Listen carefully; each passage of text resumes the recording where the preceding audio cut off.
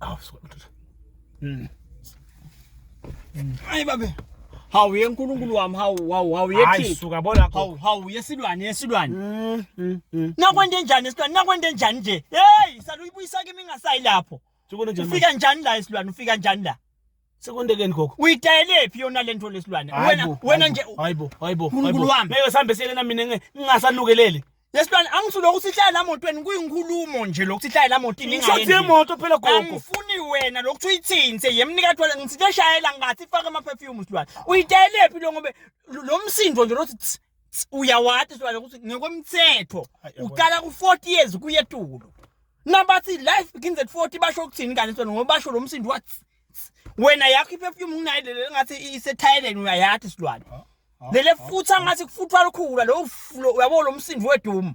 Nako ke yakhe iperfume lana nje ubekwa yini la silwane. Egogo. Yini ungakasho silwane nangikhona kuhamba nami. Okay, angisale ke mina nami nakhulula ngeperfume kaBhlungu kanje.